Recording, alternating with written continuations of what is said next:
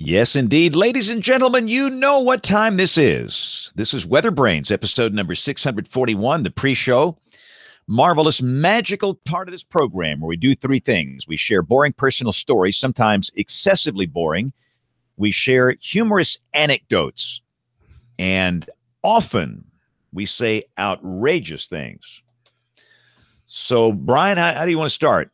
You want to be funny, obnoxious, or boring? I want to just hide my head in the sand. Why? Because the world has gone completely nuts. Or it's going nuts. It's been that way for a while. I mean, is this I know. I know. It's just, well, it's just, I don't know. Ugh. I remember as a kid. I feel like I'm doing a therapy session. Go ahead. Let's talk about this, Brian. Let's air it out. Hey, I've got a picture of me on the sofa with Ike Piggott in my appearance at the Alabama Power Facility in Pelham last week. Oh, wow. I'll pull that out sometime. Hey, I see your friend Marshall Shepard is just posted a selfie with your other friend, Vern Lundquist. Vern will never talk with me. He will never do a selfie with me. I have I wouldn't be surprised. I have mocked him a few times about his poor weather information he passes along during his broadcasts. So yes, absolutely. I don't think he likes me. I almost went over there to see him. It was one of the, I do the Alabama games, and he was there doing the CBS thing, and the producer of the Alabama network said, "Come on over here, talk with Vern. He's not a bad guy. You guys can mend your relationship." But I thought I'd just stay over where I am and eat. So I have sent a note to John Hart with the link. I'm following Bill's instructions here. I don't even know who our guest is. This is the second week that I didn't even get anything. I got something that said there's nothing scheduled. Shame. John Hart of the Storm Prediction Center, lead forecaster, is going to be on the show. I think that's wonderful. It's like having Elvis on the show, man. John Hart and Rich Thompson are brilliant. And if you sit down and read any of their work, their papers, it's absolutely just really good. These guys have an understanding of severe local convective storms, maybe better than anybody else that's in the business now. They're very good at what they do. And he's probably been, I mean, they got some big action coming up out there. So, but yeah, I've invited everybody. It's just me and you. I mean, wow. What's the deal? Well, here? I got a pick of the week from Aubrey just a few minutes ago, and also from Rick. Got yours. I saw that, and I sent some of us have sent them in early, but I've invited the whole gang. I don't know where they are. If it's just the two of us, then we'll sing "Just the Two of Us" by Grover Washington Jr. Remember that song? I do. Just the two of us. No, it's not. That's a different song. Okay. James Invite is being screwy. Would appreciate a link. Well, that starts the show off. That's a show title, is what that is. Yeah, that's James Invite is being screwy. I'm going to put that I will say this: the working title. Mine worked perfectly. Tim Cantori, I said hi. John, Mr. Hart has arrived, or is it Dr. Hart? I'm not sure. Everybody that works out there has got a PhD. You know that, Brian. John, can you hear us okay? Can you hear me? Yes, the bandwidth might be a little constrained, but you're looking good. And I think the audience, give us a 10 count, John. 1, 2, 3, 4, 5, 6, 7, 8, 9, 10. Yeah, you're good. That'll work. Okay. Didn't miss a single number. I told John when he emailed me the other day, that was like getting an email from Elvis. I mean, I was floored. I said, yes. What? And again, I'm being partial. I appreciate that a lot. I'm being partial, but and everybody that works out there is marvelous. But John and Rich are just up there. We like I said before John got on here, if you want to learn about severe local convective storms, if I could point you to two people working now, not people that have been retired, two people working now, would be John and Rich. So we are honored that you are here.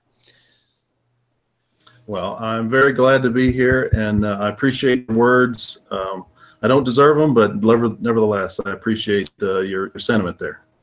Yes, you do. So let's see who we can. Nate, I saw a tweet from you from Washington, D.C. Would that be your location today? It is, if I can get the microphone to work. It's working. Good. We're hearing you tapping, so you're good. So yeah, I'm in the nation's capital for tonight. So I'm trying to figure out where you're staying. Looks like some type of I see George Washington. Who is that back there? George Washington or I don't know. We can't see his head. Yeah, I don't know. The head is a dog. Oh. And that's a show title. Wow. You're welcome. Okay. Although to give you a hint of where I'm staying, I can see Maryland from my window. Ooh. As a matter of fact, I walked all the way to Maryland for dinner. Ooh. So you're not. Are you within the Beltway? Negative. Okay, you're out there somewhere. I have no idea. No, stand by. I might be. Are you in Silver Spring? Negative. Oh, okay. I stayed in some really cool place up there one time. It had a lot of stuff like that. This was like in, the middle of all the stuff in Washington. I can't think of the name of it. Yeah, no, I am inside the Beltway. Sorry. Okay. My bad. Okay. I'm way in. I'm so far inside the Beltway. In fact, I couldn't see it on the map that I was looking at. So. Okay. Well, let's see. Kim, I see her picture. She's got her camera turned off. We got Rick Smith. Hey. Hello, Rick. Howdy. How's it So going? where are you tonight? I don't recognize the surroundings there. Oh, I'm in the same room I'm usually in at home. I thought maybe Okay. you'd come from your storm shelter. No, it's nobody's allowed to go in it. It's all clean and it's ready for whatever. We need to take Safe Place Selfie to the next level next year and do the entire show from our respective safe places. Oh, That would be wow. cool. And no fancy audio tricks. You got to hear the audio for what it is. Oh So my if God. if it's cavernous and echoous, then that adds to the charm. That's not a bad idea. Brian, have you got where's your safe place in your house? In the basement? We've got in the basement a real storm shelter there. It's kind of closed and cramped, but it's good. Everybody can fit in there. My wife hates it because she's claustrophobic. Uh-oh. But you got to sometimes you got to suck it up and go in there. So, all right. So let me see here. John, you're back. We lost you for a minute. You okay? Yep, I'm fine. I'm in a cabin up in central Colorado right now. I talked to Bill last week and set this up, and I told him, I'm going to be in a place that's not got the best bandwidth, so I hope it's good enough for tonight. But let me turn my laptop around, and I'll show you where I am.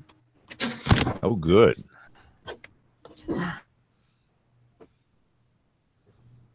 And we just lost him. Sometimes when you're at a remote location like that, you have to hold your right arm a certain way and hold your leg up to get the right bandwidth. He's Hey, back. John, we lost you. Now you're back. The NSA Okay. apparently does not want you to show us where you are. Yeah, well, there's Mount Princeton, 14,200 feet's out there, out the window. So I wish I could show you. Wow. That's a show And by title, the- too. Wish I could Yeah, show that you. is. And by the way, John, if by chance we get restrained bandwidth on you, you can turn that camera off. I would say probably 80% of the people listen to this, so it's not crucial that we have the video. So if it gets kind of funky, we'll just have you turn your camera off, and that works every I think time. I'm going to do that for now, just to kind of speed Yes. things up, and I'll turn it back on and see how it goes. Yeah, it sounds great. The audio is perfect right now, so you're good. Aubrey's here. Hi. Let me check to see if we are on the air. And yes, we are. Hello to our friends watching on television. This is WeatherBrains. We are in the midst of the pre-show that's about to become the show. So without further ado, let's roll this sucker because the gang is all here. I'll record a couple of tracks. And for those watching on television, for those that don't know, this is really a podcast, an audio show. I guess about 6 or 7 years ago, they came to us here where I work and asked if we'd be willing to turn on some cameras and make this a video show so we can show it on the digital weather channel. So that's the genesis of this. And I want to say it's been almost 7 years now. It's been a long time. So, come on, it's Monday night.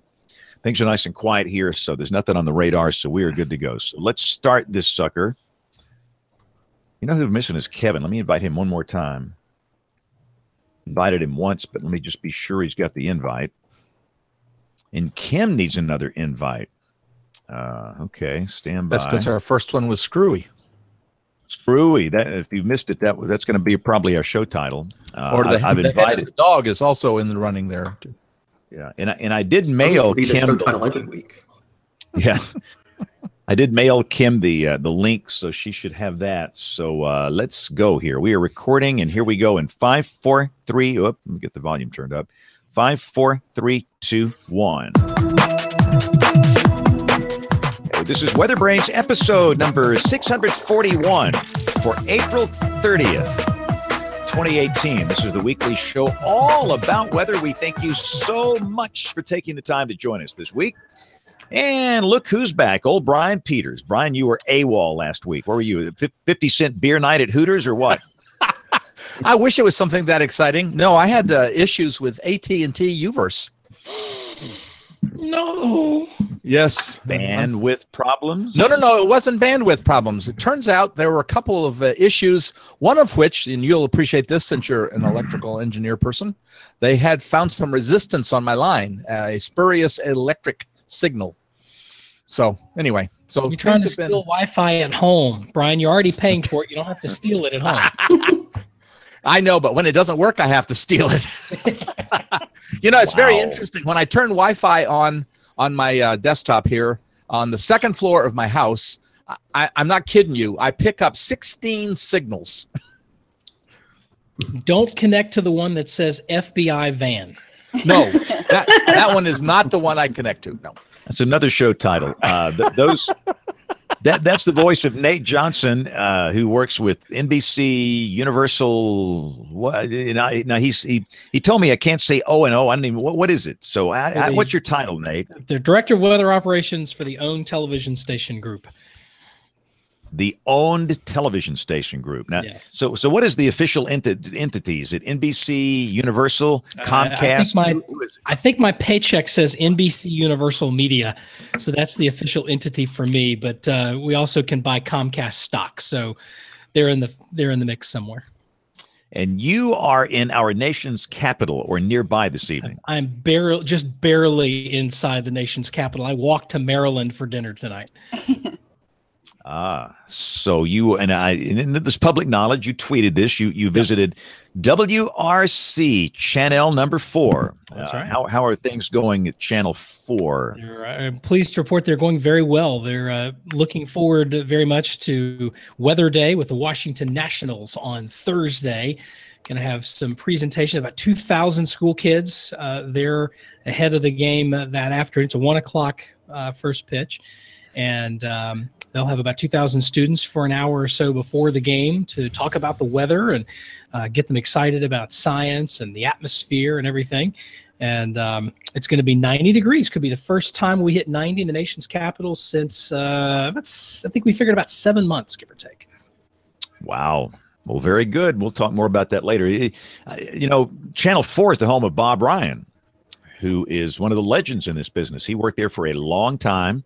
And toward the end of his career, he flipped over to Channel 7. But he was, Channel 4 is Bob Ryan's operation there. So he kind of built that place. And I tweeted earlier this afternoon, Amelia Draper, one of their meteorologists, retweeted my comment and a picture of her at the chroma key wall. And one of the first comments back was, is Bob Ryan still in the business or is he retired? No, Bob was legendary. For those that don't know, Bob Still worked is. on the. Yeah, right. He still is, right. Bob worked on the Today Show back in the 70s, and then they did a flip where Willard Scott went to the Today Show. Bob went to the local channel, Channel 4, and he just built an amazing reputation of being the guy in Washington, D.C. We got to get Bob on this show sometime. He's Yes, we I do. know he's been on once, but we need to get him back.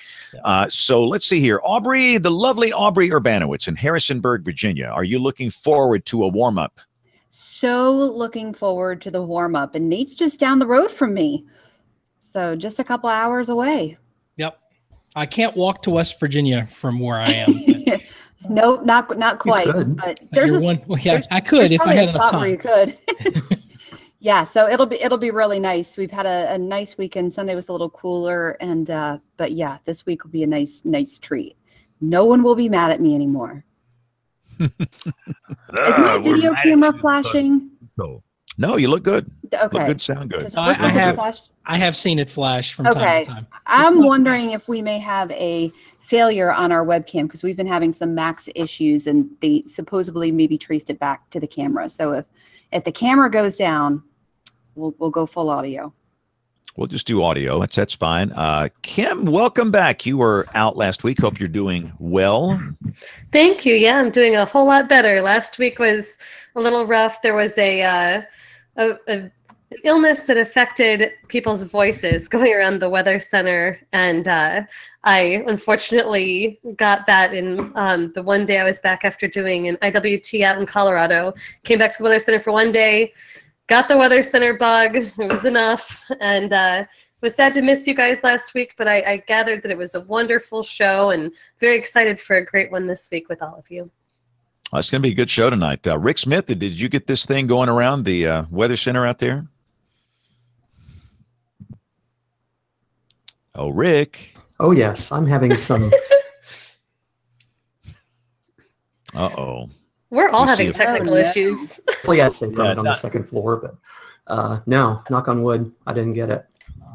Okay, cool. And yeah, the Hangouts are acting a little wonky tonight. For those that don't know, that are new listeners, we use Google Hangouts as the main platform, mainly for their video side. And I will say it acted a little wonky on me when I opened this thing up. So, but we will fly through this situation here. But let's bring in our special guest, John Hart, who is lead forecaster, Operations Branch, Storm Prediction Center. John, thank you so much for taking the time to join us. Like I say this in public a lot, the SPC guys, to me, they're like our Army Rangers, our Navy SEALs, and you guys are awesome. And I've got about 87.2 million questions, so we could be here all night. But you are not actually in Oklahoma tonight. Is it possible to say where you are? Or do you have to break our legs if you tell us? I'm basically on a little mini vacation. I had a weekend off, and I own several gold claims up in central Colorado. So I flew to Denver, drove up here, and I'm staying in a cabin with some friends, and we are spending the day in the Arkansas River gold dredging. Ooh. Wow. The things you didn't know about the people you thought you knew. That's why we do this show. That's fascinating. So the question is, did you have any luck? I've done this. Absolutely, yeah. We always find gold. There's gold almost in every scoop of dirt. There's just not much. So the trick is to move a lot of dirt. And my group of 4 friends, we moved a lot of dirt this weekend. That's awesome. That is so cool. How does one come to own gold claims? Not just one, multiple. Is this something that's a family, family tradition? Something that's been handed down? Nope. It's my weirdness. You know, I'm a nerd for weather, and I'm a nerd for gold. I purchased these. Actually, I staked. Started with one, and once I figured out how BLM works in a legal sense, I filed another and another and another, and now I file bonds so that they will let me dredge in the river, and they won't. I'm one of the few people in the entire nation that get to dredge the Arkansas River. Wow. Wow. That's the stuff you learn on this show. Unbelievable. John, if we can, let's kind of go back. We like to do this for all of our guests. Let's go back and talk about growing up and how in the world, out of all the careers, did you wind up in weather? I have really no idea. I know that I love snow. I love storms. I was just one of those kids that when I was 8 and 9 years old, I knew I wanted to be a weather forecaster. There was never, my parents wanted me to be an engineer, but I did this anyway and went to college for it. And it's been serendipity for it to all work out the way it has, and to get to work at the SBC. So tell us a bit about your college. A lot of young people listen to this, and there are so many young people that would love your job. They would love one day, it would be the dream to be a lead forecaster at SPC. Talk about your academic career and maybe some advice for younger people that want to follow in your footsteps. Sure. I went to St. Louis University, which was the nearest college to my hometown. I actually went to Parks College of St. Louis University, which was on the Illinois side. It worked out great for me. They focused on hands-on operation meteorology. It wasn't about and modeling or any of that stuff. It was how to forecast. It was an aviation school. So while I was there, and all through my childhood, I was interested in computer programming. And so that led into opportunities once I got into the Weather Service.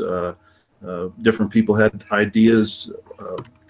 My first job was in Charleston, West Virginia. And while I was working there, when I first got there, Josh Karatke worked there. He had this vision of an ability to modify soundings on a computer screen. And I thought that sounded really cool. And so I started to do that. And that was a springboard for my whole career that kind of separated me from everyone else to being able to write a computer program to do something like that skill ever since. So if there's anything I could offer to young people, you've got to find something that separates you from the pack and makes you different than everyone else, some skill or some ability. And for me, it was computer programming. Well, what language now do you think would be the best to learn? Python or something else? What would you suggest for a language if you could pick one? Python is wildly popular now in the sciences, so that would have to be on the list. But for me personally, I don't use Python that much. I use it a little bit. I use a lot of C, PHP, Perl, JavaScript, and Fortran. Those are mainly the languages I use because the world is going to the web, and you've got to be able to write things that the web browsers and web clients can read effectively, and those languages do that the best. Yeah, I think Brian, he still uses Front Page by Microsoft, don't you, Brian? Remember Front Page, and remember those early it's terrible, but I do. That generated the code for you, and they were horrible. Yeah, this was like back in the 90s. This was a long time ago. People probably don't even know what that is now. I mean, and really for me, again, I'm so busy, I don't have the time, but I've tried to learn some of the language that's kind of the back end of WordPress, which, is for simpletons, for, half-wits like me. But I totally agree. Anybody that can come in and code, that's kind of a big deal. So you were in West Virginia. All along, you had an interest in working for the old cells, right? Always. This has been my dream job. I knew the names of the sales lead forecasters when I was a kid. Absolutely, this is my dream job, and it never wavered, and just being here only made it better. Now, John, did you join sales in Kansas City, or did you go in when it was SPC? No, I joined sales, the National Severe Storms Forecast Center, in February of '92 as an output forecaster. At the time, it was called an assistant, a sales assistant. And got to study under Jack Hales and Larry Wilson and Steve Weiss and Rich Anthony and Bob Johns, and just learned everything I could be a sponge, and have gone on since then. And now I'm in their position. Wow, that is an all-star cast that you have mentioned. So for those that don't know, sales for years and years. When I first got into this, it was in the Federal Building in Kansas City, and I guess it was there when you started working there, right? Absolutely, on the 17th floor on the north end, and there was a big blue sign over the door that said National Severe Storms Forecast Center. It just give you chills walking, actually knowing that you worked there. Yeah, and I will say I first visited that facility probably in 1980. Fred Ostby was the director, and you walk in this. And back in those days, teletypes were used, and nobody. Brian. We're the only two old enough to remember these days. Yeah. And you walked in that room with all those teletypes, and I'll say it was sexy, man. I mean, it was good. I mean, I'm thinking, wow. Because I'd been to local weather service offices, the WSFOs and the what do they call them, Brian? The WSFO and the WSO. Yeah, WSO. Back in those days, but I've never seen anything like that, and all those the clacking machines, and I want to say Bob Johns was working that shift, and it was surreal. So I can imagine getting a job in there had to be kind of an amazing thing for you, John. I mean, if that was your dream coming up, you hit that dream pretty young in your life. Absolutely. I guess I hit it when I was 24 or something like that. And wow. it was just staggering. And to get to work with these people day after day and to learn from them, their work ethic and their interest in the science was I'd never seen anything like that before, where people were just mesmerized by the forecast for today. And then when you come to work the next day, the whole world revolves around the forecast for that day. And definitely taught me the focus that was required to do national forecasting like that. Yeah, hey, absolutely. Oh, sorry, go ahead. I'll follow up with a question afterwards. Okay. Hey, John, you mentioned a name there that piqued my interest. Did you say Rich Anthony? Yes. Did you know Rich? Well, if it's the Rich Anthony, I think it is. Yes. He went on to be the MIC at Wilmington. That was his next job, or maybe his last job before he retired. He and I, wow, talk about a small world. He and I were roommates at Florida State. That's incredible. Wow. Yeah, we graduated the same year. Many late night sessions. got any good stories you want to tell this guy, Brian? Yeah, well, I'm sure you probably know this, John, but when I roomed with Rich, there were four of us guys, and we cooked 4 nights a week. And Rich was as skinny as a rail, and he would always finish off the mashed potatoes, and he never gained a pound. I hated him the whole time, you know? Yeah. It's funny. It's awesome how people can go back. I'm not sure if this is... Oh, sorry, go ahead. I think that my audio is blinking in and out.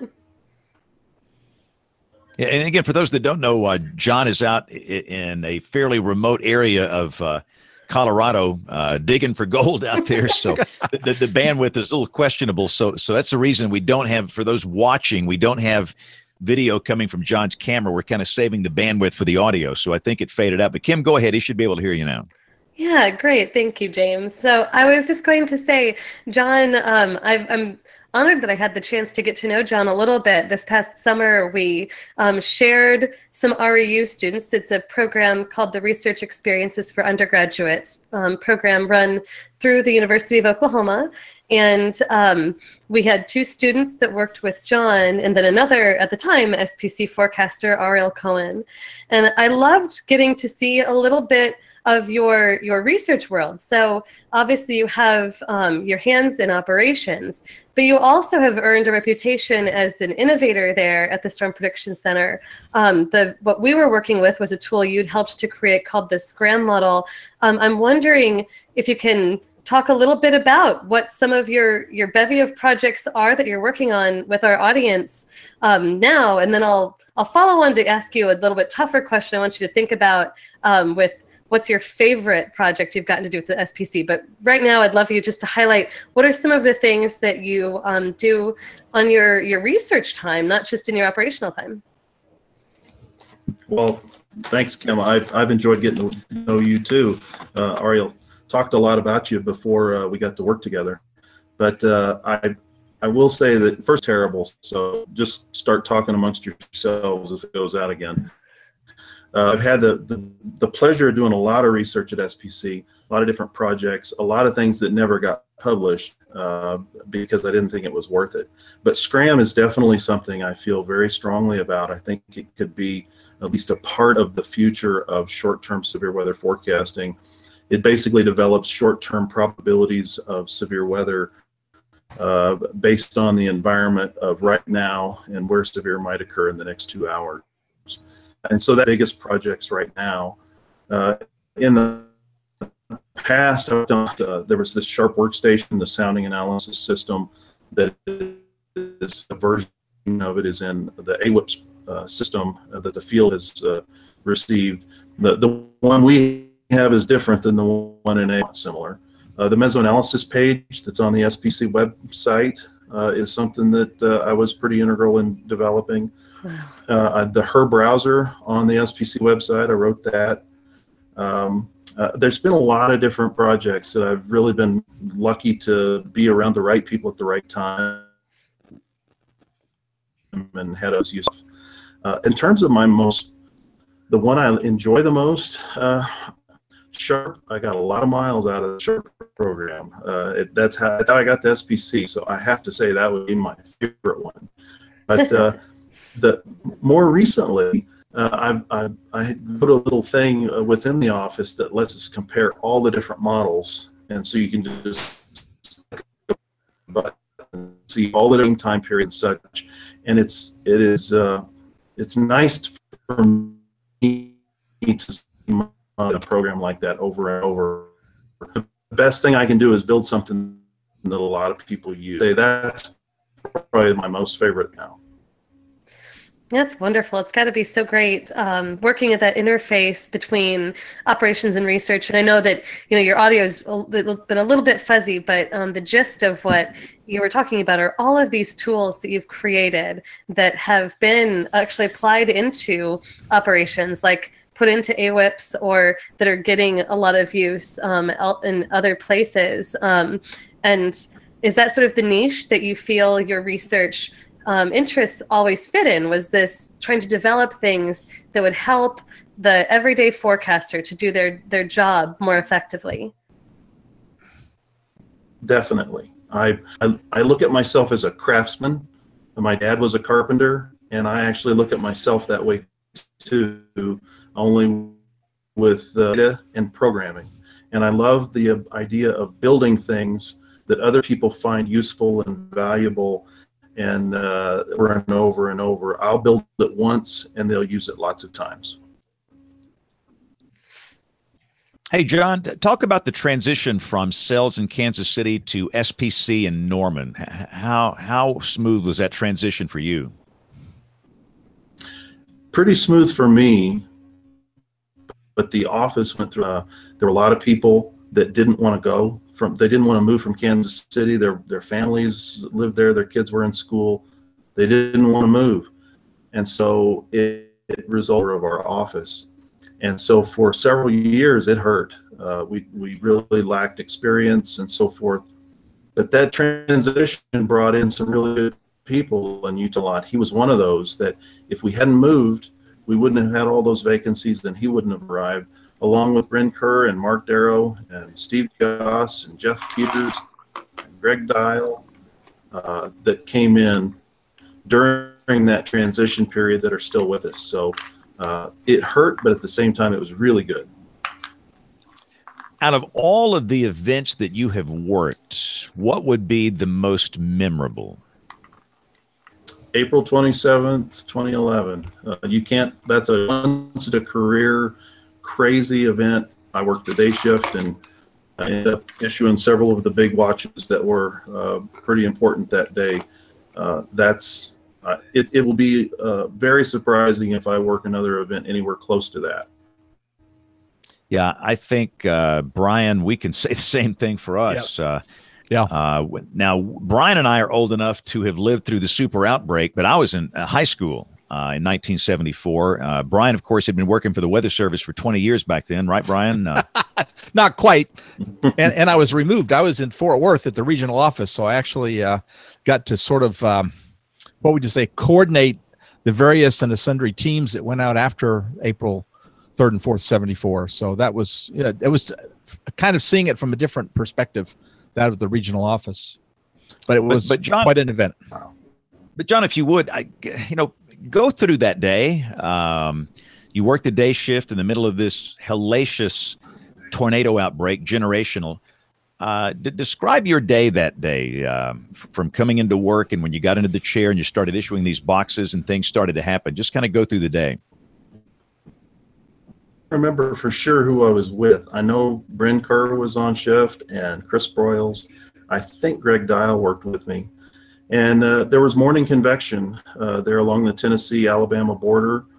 We weren't sure about low clouds and how things would transpire through the day. We knew it was a powerhouse environment that was setting up, but there's always questions. Even the biggest outbreaks in history, there's no such thing as a slam dunk. And trying to figure out exactly the right place and when it will start, it was a real challenge. And because there were killer tornadoes in the morning going on, it was stressful because we had to coordinate the outlooks and the PWO and the watches and if we had any staffing issues. And it was impressive watching how everything came together. And it's so historic was the fact that things did come together. The clouds was able to heat up. Storms did not form early. Everything just worked in a perfect way in terms of producing violent tornadoes that only occurs, like you said, once in a generation. So as you sit at that desk, how much pressure do you feel on a day like that? Do you have time to think about the historical nature of the day, or are you just too busy to even think about it? What's your pressure level on a day like that? Well, I've probably worked a lot of days that felt like they were going to be historic, and they weren't. And so you're always kind of it's a misfire somehow. Something will happen. It won't end up being what happened. And so, places I've worked, it was just a what if things come together, it's going to be crazy.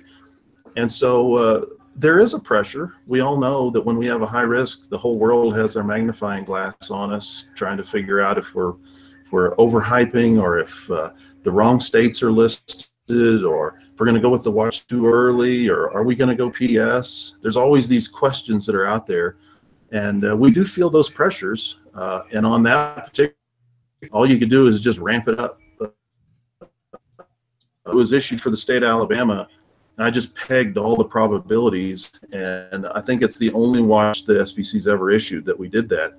And it worked out, which is sad for the people of Alabama, but that was the forecast. Right. And for those that don't know, that forecast was right on the money. In days and days with all the convective outlooks leading up to that day, that they were just better. The convective outlook for day one that was issued about midnight the night before, you couldn't have drawn that any better if you knew what was going to happen. It was that good. But, and I want to talk about the culture difference because, John, when you worked at Sells in Kansas City, that was kind of a private operation. All that stuff you'd put out really was not for Joe Q public. Now you're in the public eye. Everybody, like you say, is this going to be a PDS watch? Is this going to be a moderate risk? Is this going to be a high risk? How has that changed what you do, going from kind of a private internal organization to now this very public SPC that's probably got a gazillion likes on your Facebook page? It made it somewhat harder. The people at SPC were typically behind the scenes guys and girls are best to perceive. We're trying to just draw our lines and our forecast best we possibly can and leave out all of those external pressures that are common, that are part of meteorology. It's part of all of our jobs, but we're just trying to stay strictly science-based in what we issue, and trying to get it right. And as we've gotten more and more visible, it's hard to do that because there's more and more pressure. Consider if there's large outdoor venues going on, or if it's a large population center, or other issues that may be important to the forecast that we've just never been forced to think about. So it has definitely made it harder the more visible we've become. But all in all, I think we've fared pretty well in towing the line for science. John, is it harder to work an outbreak that affects you there in Norman when you're under the gun with severe storms on top of you? Or is it easier to work the events removed from you, like April 27th? I don't know if having storms in your area makes it tougher or not. I think it's a locust whenever it's right out your front door. The times that I've worked Oklahoma events, boy, there's no turning your back on it even for a second, because we're all concerned about our own families and so forth. But being a national center, almost all of the time it's somewhere else that we're working. And so we've gotten pretty good at the local meteorology of any different kind of event. And so there's a comfort level that comes, if it's in the Southeast U.S. or up in the upper Midwest or wherever, probably the same, but there's just a little bit of heightened tension and interest in the office whenever it's right outside the window. So how closely do you work with your buddies, Rick Smith and his troop over there at the local National Weather Service? You guys ever talk, or do y'all stay on separate aisles, on sides of the aisle? We probably should, and we could probably always say that. But I think as the event gets closer, I'll typically walk over and talk to the people on shift at the FO.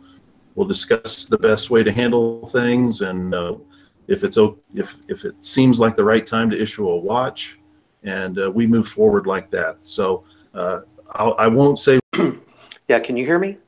Yes, you're loud and clear. Oh, good. I had to switch over to the iPad here. Oh yeah, all the time. It's so awesome. I mean, we share a break room, microwave, kitchen sink, refrigerator. So I mean, we are truly neighbors, and work well with everybody over there. But always happy to look through the window and see John Salid over there. He'll come over and discuss potential watch issuances before they happen, and we can always go over there and ask, hey, what are you going to do with the new outlook and things like that. So it's great. I mean, I wish every office had the opportunity to do that. Like John said, we probably don't even do it as much as we should, but man, it's very cool to be neighbors with them. And obviously the big question, John, how do you coordinate with offices not across the hall physically in other parts of the country? Is there a good line of communication, in your opinion, between SPC and the local Weather Service offices? Yeah, we have a collaboration chat system within AWIPS, and that's the way we are supposed to coordinate, or that's the way we typically do. And then, of course, the phone.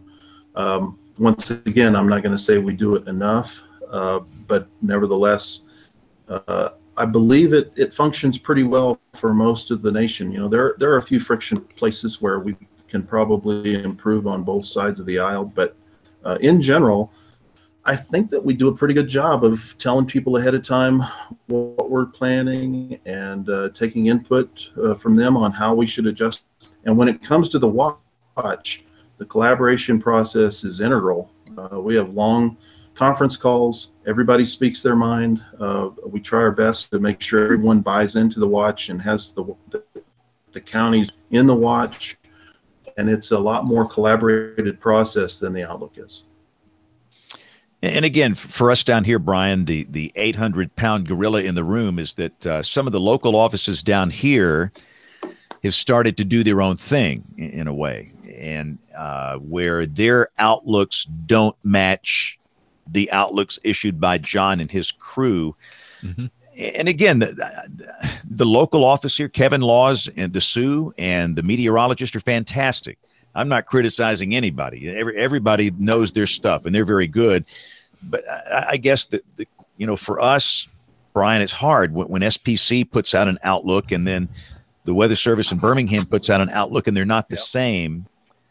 It makes it tough for putting something out to the public. Right, and they're getting both of them too. Right, and they do, because with social media, everybody's a broadcaster. The Storm Prediction Center, the Weather Service offices, the EMA offices, everybody's a broadcaster now, and anybody can put out whatever they want to put out.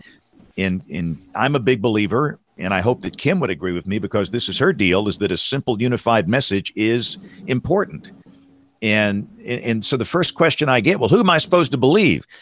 These guys at the Storm Prediction Center or these guys at the local Weather Service office? And my typical response is this: don't get hung up in all these colors and words and maps. Just understand there's a risk of severe weather. But John, back to you. What do we need to do to get everybody kind of on the same page here? It's a really hard problem. Like I said, I think that we're perceived as pretty collaborative, and the system works over most of the nation. We've just got a few areas that there's a culture that has grown between SPC and a couple of offices that is not optimal. We'll continue to work on that. But I think the consistency issue, I don't know if it's a fight that SPC necessarily feels we need to fight, because consistency doesn't mean identical. If there was a push that every TV person in Birmingham used the same graphics or had to use the same script for their forecasts or whatever, I can imagine there would be some friction there also. Kind of what we're up to. The people in Birmingham are doing the best they can. The people in SPC are doing the best they can. We both are looking at similar data, if not the same data, and we come to slightly different conclusions on where or what the risk is. I don't think either of us should be hamstrung that we can't express that in our own way. We message it through our product suite. If there's a need for greater consistency, then I suppose that occurs at a level higher than the individual forecasters, and we'll just have to see how that plays out, because I don't have any real easy answers on how we can do that. As long as we have multiple meteorologists looking at data and trying to forecast very low confidence, rare events, we're going to come to different conclusions, and trying to corral them is hard. Right, and that's so the thing. I mean, we're trying to talk about the future, and there's not one single perfect, we're not able to create that single perfect forecast when there is irreducible uncertainty. And you're right. You're sort of erring on slightly different sides of the story. What do you think the role might be of learning to try to communicate uncertainty better? Is that maybe something that will help ameliorate some of the challenge if forecasters aren't forced to be in this sort of deterministic, this is my best guess forecast kind of box all the time? Uncertainty is just simply a part of severe weather forecasting. It always will be. The problem is the uncertainty is so great most of the time. A typical severe weather event in which we issue a tornado watch, for instance, our outlook is a 5% tornado probability of a tornado within 25 miles of a point. I mean, that means there's a 95% chance there won't be a tornado. And so trying to educate the public that a 95% no big deal is hard. And I'm not sure how to get the masses understanding of that. It seems people want the simple answers in meteorology, and I can speak for my own family and my parents growing up. That's probably what they wanted too. And so I think the simplest that we can provide our forecasts is better. And at the same time, we've got to get people to understand that, especially when you're talking tornadoes and extremely severe storms, very rare, and it's easy to overreact to them, but then when they happen, you can't understate just how important they are. That's very true. That's very true. And one of the Storm Prediction Center, obviously you guys have been leaders in finding ways to communicate about the uncertainties of the forecast and communicate probabilistically, as you were just discussing. I'm interested in your perspective on the system that's been in place for the last couple of years, moving from the 3-tier to the 5-tier risk system in the Storm Prediction Center. It was done to try to communicate a couple of different attributes of the forecast more clearly. So there could be times where maybe coverage would be low, but there could be potentially very, very strong tornadoes. So it's, the system was created to talk about both the density of anticipated severe reports, but also potential severity. I'm just curious, having been there, you were there before that system went to 5-tier, and you've been there now since it went to 5-tier several years ago. In your opinion, has this worked as a means of trying to convey some of the attributes of forecast uncertainty a little bit more clearly? What are some of the pros and cons of the approach? I think the marginal risk category has been a definite success. I think getting the word out that there's these very low probability and that was a perception that SPC was overlooking or not paying attention to low environment. Able to address those better in our outlooks and draw these marginal risk categories. The enhanced area, the other area that we added, the enhanced risk, I think we're still mixed signals on that one, because it's climatology of moderate, a little moderate. It's not clear if that's the case, but there's the chance it has. I think as forecasters, we see an area that is a slight, we think that there's an area that's more concentrated. We're going to try to draw for that. In years past, we might have gone moderate. Now we're going to go enhanced. But more important, maybe it results in higher verification rates for the moderate. So the 5-tier, when you slice the bologna thinner, the odds of getting it wrong go up, but at the same time, there's value to that too, and especially at the marginal risk category. I think that's been a very positive step the SPC has taken. All right, for those that don't know, forever, I guess, John, it was C-text. If you looked at a graphic, it would say C-text, and now that's become the marginal risk. That's the way that worked, right? Yes, yeah. C-text was the old way of doing it, and of course that meant we didn't draw a line, and that was not very useful to a lot of people because the text isn't very descriptive in a graphical way, and people weren't sure what areas we're really talking about on the map. And I think, if I were to walk into a Dollar General in Gordo, Alabama, and say there's a slight risk of severe weather today, most people in the Dollar General would say, well, that means it's probably not going to happen. And I think out of all of the categories, and slight's been around forever. I mean, slight has been around, Brian, since our beginnings. Yes. And Kim, this is for you too. I mean, is there ever going to be a change away from that one word in that specific category, you think?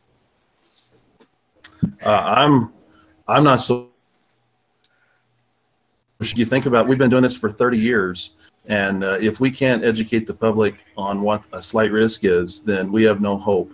The only thing we could do would be able to come up with a word logical or forward what it means, and I don't know what that word would be. Maybe the word should be one to that we should. I'm not sure what we can do that would be better than slight, simply because of the number of years that we've been trying to educate the public about it. It's really interesting.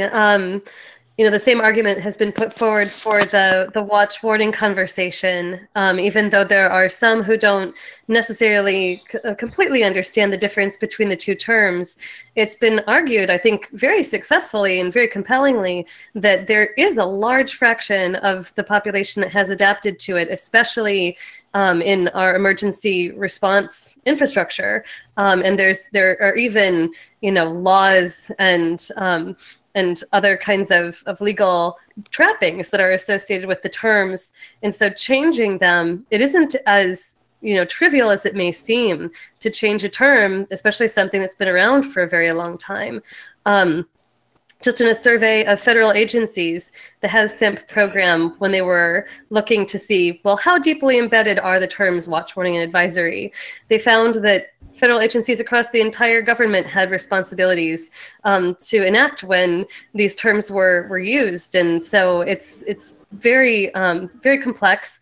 I think one of the things that's so interesting about the Storm Prediction Center, and you kind of alluded to this earlier, is unlike those very public-facing watch warning products, the Outlook categories, they have been slightly, insider baseball for a lot of their history. So meteorologists, we definitely are very accustomed to the terms, and probably emergency management is as well.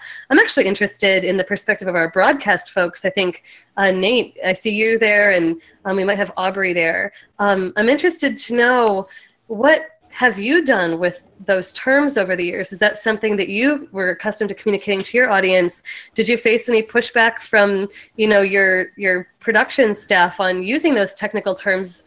How did that go for you, and how have you seen that going for broadcasters? Because broadcasters obviously are the main way, until social media emerged, that these terms would even have gotten out to the public. Well, at least for my part, we at my last station when I was on air, we didn't use the word slight and we didn't use the word marginal, because I don't think either of those two words, to James's point, convey any sort of urgency. When the point of doing an outlook and showing it is to say that there is an elevated risk, that your risk for being affected by severe weather today, even though, as John pointed out, it may be less than 5%, that still may be 10,000 times higher than it would be on a normal day. So we used, when we switched to the 5 category system, we more or less got away from the words at all. Started using numbers more. It's a 1 out of 5 risk. But then we would back that up with we'd show the category areas just to give people a perspective of the scope of the event. But then we would bottom line it. We have that option as broadcasters, both on television and on social media, to go beyond the product and explain it. And what does this actually mean for, Joe Public, shopping at the convenience store in Alabama? What does that mean to me? Because at the end of the day, that's what they want to know. They don't, the scientific jargon may be a way to get there, but at the end of the day, they just want to know what's going to happen to them. And some of them want to know why, but they just want to know what. So we got away from it. And I remember having a call with SPC before that switch was made. And I made the case that, understanding that slight has a lot of history to it. You look it up in the dictionary and it's, dismissible. I mean, it's every definition of the word is, it means just ignore it. And I think, I would disagree with John a little bit in that, what we're trying to do when we tell people slight, no, slight isn't nothing. It's really meaningful. That's kind of like saying that big ball of fire in the sky is the sun, the moon. It's at some point, I don't think this is a failure of our community to educate people so much as it is we're trying to teach somebody. This came across my Twitter feed this morning, or an article I read this morning. It's like trying to teach somebody French before they go to France for a week. They needed a week out of their lives. The incentive for them is not there. We need to meet people where they are. That doesn't mean dumbing it down. It's translating. And I think we're served by translating some of those terms that we understand the meaning to, and that some of our advanced users understand the meaning to. I don't think there's anything wrong with translating that into something that actually gets the point across. The point isn't the word. The point is you need to pay attention to the weather today. And if that's what I have to call a category to get somebody's attention, I'll call it whatever. Mm-hmm. I get that. I totally understand, and I totally respect that whole argument. I wish that there was some better way to come to words. I know when we were working on marginal, we've thought about doing this marginal risk category for many, many years. But the problem is when you get a group of people in the room to try to decide one word that we're going to use for our lowest category, you could never do it. And it was just some strong-willed people in this is the best word we can come up with. Let's just move forward. And I know the same goes for slight. We've heard that enhanced sounds like it's worse than moderate. We've heard a lot of different things. Yeah, moderate feels like it should be the middle category. It should be category 3 out of 5. Right, exactly. And so I think maybe the future is through 5, but then in the DEF-CON system, DEF-CON 1 is the worst. So what direction do you go? Yeah. Yes. Well, and I think, most broadcasters have the opportunity and the advantage of being able to put a legend on their graphics. And I think in most cases, especially with this graphic, we do. And, usually the one end will be high or even extreme. And the other end, we would usually, if we put a word there, it would be something like elevated. It's higher today than normal, but it's not crazy high. And then sort of capture that range that way, as opposed to using even a word like low. Yes, it's a low risk, statistically speaking, but it's also much higher than it is on a normal day. And I think that gets to a point that, what are we trying to do with the communication? Are we trying to get everybody to agree on the definition, or do we want them to do something? I don't care what they think about the words. If they cleaned out their storm shelter this weekend, I'm good with whatever we called it. Same here. I agree. Amen to that. Amen to that. So on the categorical system, just one more question from me. I had the chance to talk with Roger Edwards this weekend about his history with the sort of premier category, the high risk, which earns a lot of attention, as you know, and there's, as I understand it, a good deal of difference in philosophy and approach within the Storm Prediction Center about when you'll throw down and when you'll go high. Apparently, Roger, in his 25 years, has only issued 2 high risks, and that is impressive. I know there are other folks who have different climatologies of high risk issuance, and I'm curious, John, what your personal philosophy is on when it's worth throwing down for a high risk, and if there are any notable cases where you did and you regretted it, or any notable cases where you didn't and later thought that maybe it was deserved. Oh, I can think of both. I've issued some real duds in my years, and that's just part of the job. Sometimes you is there and you bench and you just whiff. And I had feeling it used to happen a lot more back in the 90s when the models weren't as good and the data was slower and we didn't know as much as we do now. But nevertheless, I remember issuing the high risk for the Birmingham tornado back in '98. That was a tough one. It was cut, but it was almost a distinct kind of thing. And I think I was probably right for the wrong reasons. And yet it was a big killer tornado, a historic event. I can think of cases that I've issued moderates and they clearly verified high risk. And, if I could do it over again, I wish I could. I think the primary thing to do with high risks is to eliminate all the reasons it won't happen. That's the environments of really intense severe storms are not terribly uncommon. Big photographs coming together for a few hours in a small area, that happens several times a year. Problem is there's all these reasons why it might not work out. It forms in a linear mode instead of a cellular mode. If the warm sector is too narrow, there's too many low clouds, the dew points are just a little bit lower than you want to see, if the lapse rates aren't steep enough, if the winds right above the surface veer a little bit, there's all these things that might happen. and you've got 20 or 30 different model solutions telling you different ideas of what might happen. And if you can just eliminate all the reasons why it won't work out and reach some level of confidence within you that you think, yeah, this is it, then you bring it up to your team that you're working with and say, okay, I'm thinking high risk today. And then everybody rolls their eyes because they know how hard that is to happen and get it right. And then everybody digs in and looks close, and hopefully you come to a consensus as a group of highly experienced experts. Yeah, this is one we should swing for the fence.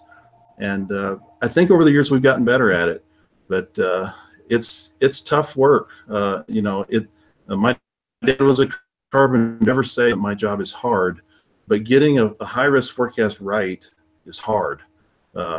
Because it's just so rare to get it right. John, how do you handle the criticism now? You know, for years it was just the people that do what I do, these television people. All of a sudden now you're a rock star. I mean, you and Rich Thompson, you're rock stars. And if something goes wrong or somebody disagrees or they don't like the high risk or they think it should be a PDS watch, then all this social media backlash happens. Do you even get involved in that or look at that, or how do you handle the criticism? I try my best to never ever look at it. I think I'm sure you do the same thing. You know, that it would be really hard to just go looking for the criticism because it's easy to find. It's just so much better to just do the best you can. Look at yesterday, and if you fail, just call it. Tell your team that you're working with, man, I really blew that watch or that outlook, or I shouldn't have put that row of counties in the watch, or I shouldn't have gone tornado, or I should have gone PDS. I think if we could, the main thing I can do is be honest with my own group that I'm working with and keep everybody honest, because if I can do that, then we can all be sincere when we're talking to each other. No one's blowing smoke at each other and saying, oh, you did a great job, when we didn't. And we know that there are times we don't. But then there are times we feel really good every day in the products that we issued, and it's okay for us to talk about that too. So we try to insulate ourselves from all the criticism, ourselves how good we actually did. So, John, we've two more questions here, and I know that you're trying to get out there and get rich and get a bunch of gold here. So we'll let you go in a couple of minutes, real quick. What changes are coming? Any changes down the line in terms of products from SPC? Anything? What's going on? What break some news here? Tell us something good. We're doing something on day 2 now. We're going to name what the primary threat will be: wind, hail, or tornado. It'll just be a real simple little text on the day 2 outlook. It's there. Beyond that, we're working on short-term forecasts. We're trying to issue highly specific forecasts first, and building a product suite around that, because we kind of think that's the future of the watch. Are these 4-hour moving probabilities? Maybe we can get to a point we can issue them every hour, drawing where the threat is for the next 4 hours, both hail, wind, and tornado. And that might be a more useful product moving forward than the static watch that's issued and it sits out there for 6 hours. We're still experimenting with it, but we think that might be the future of that kind of product. Awesome. Well, John, you have been way too kind to come on the show tonight. You're out there in Colorado trying to spend some time away from things. Now, are you going to come back this week and work this big event Wednesday, or are you off this week? I fly back tomorrow. I'm actually off on Wednesday, and then I'll be on shift starting Thursday. So hopefully there's a little weather left for me. There you go. Do you ever, like, when you have a day off on a big day like that, do you ever just want to go in anyway? I mean, or are you able to see, for me, it's like I don't have a day off. I mean, if something's going on, I got to come in, but I just worry about local weather. Do you feel that way about the national weather? Like on Wednesday, you're not working there. Do you still keep up with it, or do you just totally stay off the grid? I am a huge weather nerd, but it's not about being on the desk. I've got so much weather data at home. I have my own 10-foot satellite dish with all the National Weather Service gets. I write all kinds of software so I can do it from forth. So I just sit at home on my computer and drive my wife crazy by just sitting in front of the radar when I'm at home. So I'm a total weather nerd. I'm not the only one. Okay, come on now. Tell us the truth, John. You're going to go storm chasing, right? Yeah, right. No, I love weather, and my wife's just how bad it is. It's a sickness in the spring when there's a lot of storms. There's just no way around it. Well, John, thanks a lot. We appreciate the time you've given us this evening. You're a great guest, and again, for what you do out there, just know that your work is appreciated, and you are, again, one of my heroes in this. So thanks a lot for coming on the show. It's an honor having you here, and hope you guys have a great trip back home. Well, thank you very much, and I can tell you just about everybody at SPC watches WeatherBrains, so we'll work there too. Awesome. Good deal, John. Thanks a lot, and have a safe trip back. Thanks, John. Good luck on the gold. Yeah. All right. So let's take a quick break here. We're going to roll Professor Peters, and then we've got Tony Rice in the Astronomy Report. We're going to come back with the Weather Roundup. Very interesting week this week. We've got Aubrey. We'll do an email inbox segment, picks of the week, and much more as WeatherBrains rolls along. WeatherBrains 101 with Professor Peters. An interesting tweet from the National Weather Service in Norman, Oklahoma on April 26th piqued my interest. In their tweet was a graphic that identified the latest date for the first tornado in Oklahoma as April 26th. That occurred in 1962. Checking the Storm Prediction Center's Storm Reports page yields no reports for the 27th or 28th. But the Storm Prediction Center's page, along with that of WFO Norman, shows the potential for severe weather in western Oklahoma today and Tuesday. Looking slightly further, in what is the day 4 outlook at this writing, or Wednesday, there's a fairly substantial risk for severe storms. So for a state that is one of the nation's most tornado active, 2018 is about to establish a new record for the latest date for the first tornado. Now, presuming we do record a tornado on one of these days, that would break the old record by at least 4 days, maybe nearly a week. While tornadoes have occurred nearby in Arkansas and Texas, the primary reasons for the lack of severe storms, according to Gary McManus, Oklahoma climatologist, are the excessive drought and a somewhat extended period of below average temperatures. Now, looking a bit closer to the WeatherBrains home, Alabama has not been so fortunate in tornadoes for 2018. According to the latest information from the National Weather Service in Birmingham, Alabama has seen 30 tornadoes so far this year. But there's still some good news to be found in those high numbers. There have been no fatalities despite the somewhat high number. If you have a question about the weather, drop an email to question@weatherbrains.com. Looking beyond the atmosphere, here's Tony Rice with your astronomy outlook. You can spot the king of planets, Jupiter, right now. It's separated by 5 degrees, or about the width of 3 outstretched fingers, from the full moon. Go outside and look. If you're not listening to this episode live, go outside and look anyway. Every day this week, the moon will rise about an hour later, and Jupiter will be another 10 degrees or so further separated. Elsewhere in the sky, look for the pre-dawn launch of the Mars-bound InSight mission, also known by its backronym, the Interior Exploration using Seismic Investigations, Geodesy, and Heat Transport. It's planned for Saturday, May 5th from the Vandenberg Air Force Base in California. InSight will study the crust, mantle, and core of Mars. It will drill deeper than any other mission, and its primary instrument, a seismometer, will be looking for Marsquakes. It will also deploy the first deep space CubeSat. Most planetary missions are launched from Florida, and this is to take advantage of the Earth's rotation, which adds just a little bit to that launch energy. Vandenberg's location takes that energy away, but the calendar there offers much more launch opportunities. The launch may be visible to those of you in California, Nevada, and Arizona during a 2-hour window that opens at 4:05 a.m. Pacific. Everyone else can watch live on NASA TV. That's your Astronomy Outlook. Follow me at RTP Hokie for more spacey stuff like this. When the weather ball is red, warmer weather is ahead. When the weather ball is white, colder weather is in sight. When the weather ball is green, no change in the weather is foreseen. When colors blink, by night or day, precipitation's on the way. I guess we've got to start with Rick and Kim, you guys are going to break your tornado drought, you think, this week? Rick, what do you say? Oh, gosh.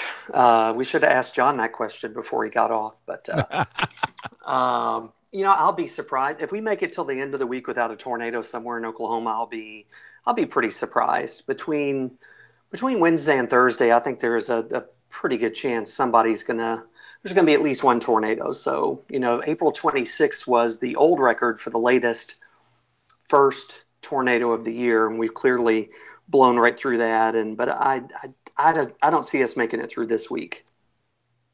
Kim, what say you?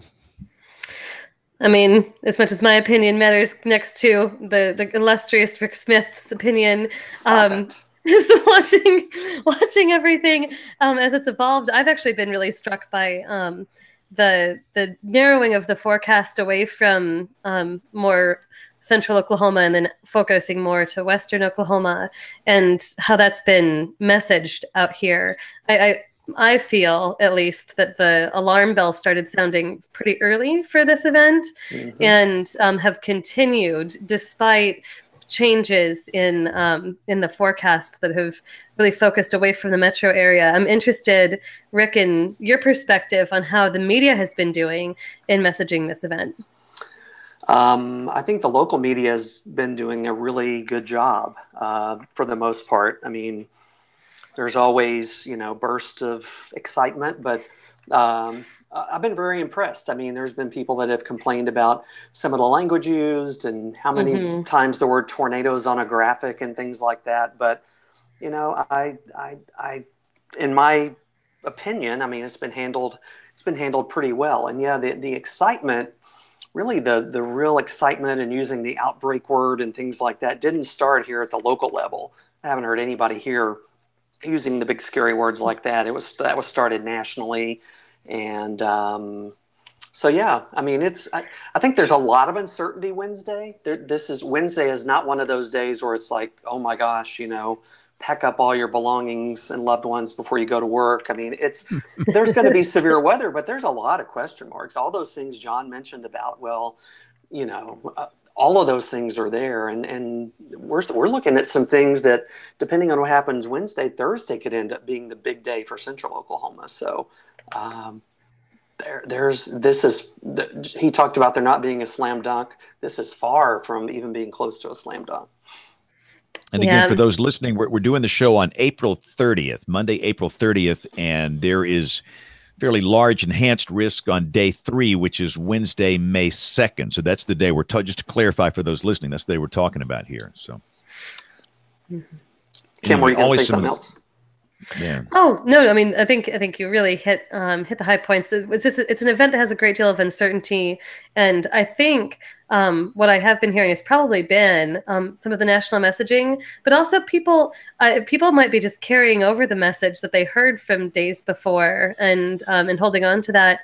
My husband just came home from work tonight and asked me, when do they issue the PDS products? And I told him, not until the day of, certainly not now. But that's something that he had heard at work being discussed. So I'm, just really interested in seeing how this all evolves. At the very least, what we have is people who are becoming aware that this, the weather pattern has finally changed. Spring has arrived.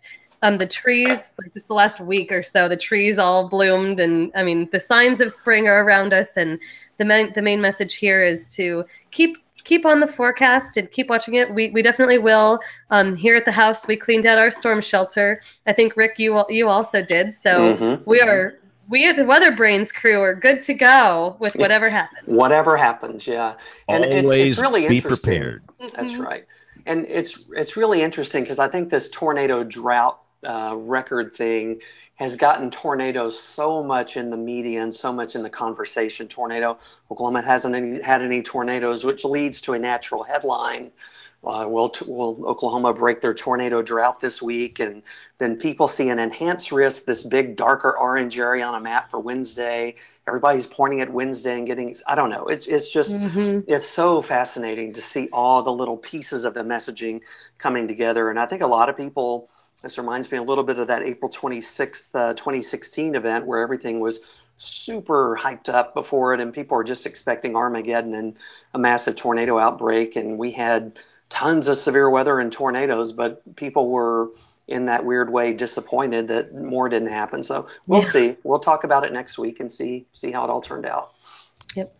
So let's go to the other end of the country where Nate is located. Nate, you got your Speedo ready for this 90-degree warmth over there and a little dip in the pool? Yeah, first 90-degree day here in the nation's capital on schedule for Thursday. That would be a little more than a week beyond 7 months since the last time we hit 90 degrees here in Washington, D.C. The other big topic here is pollen. Because it's been so cool for the most part recently that a lot of the trees have not really pollinated much. But as it's starting to warm up, the pollen is attacking with fervor. We had this in North Carolina a couple weeks ago where we'd come out of a cool snap and then we hit a warm snap.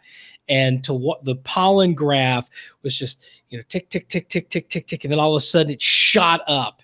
I've never seen that before. And then everything was covered in yellow in this pine pollen, which interestingly enough isn't the stuff that makes people sneeze because it's too big. Your nose actually filters it out pretty effectively. But anyway, here in the DC area, it's oak pollen that they're suffering from already and will be more so as we head toward the end of the week. But yeah, the warmer temperatures, looks like we have flipped the switch and we've gone from winter to summer. It happens in May sometimes. Brian Peters, you're down in Dixie Alley. You kind of hit that switch too. You're going to the 80s this week. I'm very pleased, though, that we've had 2 big rain events over the last 10 days, and that has really helped to clean the air here. I know I was complaining to people that the pollen was, like about 3 inches thick on my front porch. And finally got out and pressure washed it after the 2 good rains cleared out most of it from the trees. So I'm glad to see the pollen gone. Love spring. Pollen, not so much. Yep. And Aubrey, I don't think she is here. I'm seeing no mic and no video, so she must be doing some television here. So let's kind of morph into picks of the week. And again, we'll try and catch the email segment when Aubrey comes back. This is where we go around the horn here and share something that is weather related. This can be a website, hardware, software, anything. So let's start with old Rick Smith. Rick, I bet you've got a pick of the week for us this week. I do, and related to what we were just talking about, our office has been working with the Mental Health Association and some other people on storm anxiety. We've been doing that for a few years now, and we've got a crude beginning of a website up to try to offer some advice to people with storm anxiety instead of just saying, hey, don't be afraid. We're trying to take an informal survey that we did of what people specifically told us that they're afraid of when it comes to storms, and trying to give them some practical advice. Hey, I'm afraid I'm going to be buried in my shelter. Well, here's how you can register your shelter. So we've got a website set up, and that's my pick of the week. Awesome. And again, all these will be up on the WeatherBrains.com website. Kim, what's your pick of the week? Yeah, my pick of the week was a Washington Post article. I think this is another Jason Samenow article that was highlighting that NOAA still goes without its official administrator, and that this is the longest that we've gone in the history of the agency without that official lead. He does detail in the article that the acting administrator, Gallaudet, has been widely well received. So there are still things going on. It's not completely leaderless per se, but there's a lot that can't go forward without this official head in place. And it's just something that stalls innovation within NOAA, and then trickles down also to the Weather Service. So we're sort of waiting indefinitely, it seems, to see if Barry Myers will be confirmed. A week or 2 ago, they did. The Senate did confirm Representative Bridenstine, to be the head of NASA. And that was something that was actually sort of a surprise. So as much as Barry Myers has been mired in some controversy, and there have been some conversations about potential conflicts of interest, having Bridenstine go ahead has raised some eyebrows that, perhaps Barry will eventually be confirmed. For now, we just sort of wait. We're part of a number of science agencies, including the president's own Office of Science and Technology Policy that doesn't even have a head, and that has also never gone this length of time without leadership. So we're part of the pack that's sort of waiting for news, and the news will be interesting no matter what happens. So we'll stay on it. The waiting is the hardest part. But it's been a long time. I agree. You guys have to be frustrated. All right. So my pick, it is an article in, what is this thing? Broadcasting and Cable, broadcastingcable.com, BNC. Stations take new view of weather, content value of coverage in disasters and good times affirmed through investments on local and national platforms. And it goes through all these. Nate might be quoted in this thing. I've not read the whole thing yet, but nope. No, you're not included in this. Some of our investments have been were addressed, but I was not quoted, and I'm perfectly fine with that. But you're secret. You don't even talk to us. I mean, why would they quote? You don't tell anybody anything. You're like, you don't talk. I'm a corporate nomad.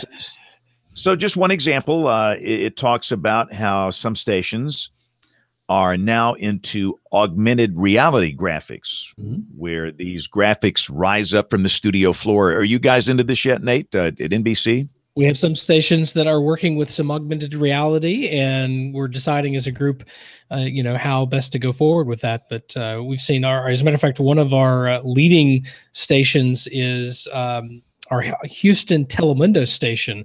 They've done some really cool stuff with augmented reality, both in the studio and on live remote.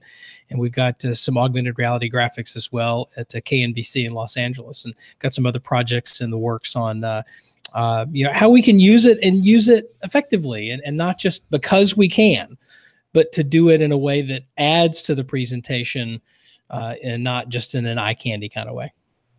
Okay, but again, you can read through this and see, and again, it's encouraging to see station groups still making investments in weather, and that little folks down here still doing television weather are not being forgotten, which is good. And so, Nate, you don't forget us. You are now over us. You are lording over us. Oh, heavens, no. No, I serve. So what's your pick of the week? My pick of the week, actually, I think based on our conversation with John Hardak, is very appropriate. It's the webcomic XKCD, written by a Randall Munroe, who is a former NASA research scientist and engineer, and it's entitled Meteorologist.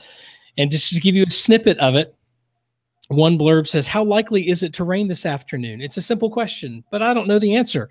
Is each hour independent, correlated, or is rain guaranteed? And we're just unsure of the timing." And he's showing one of these hour-by-hour forecasts. It's funny because it's true, and I'll encourage you to take a look at it.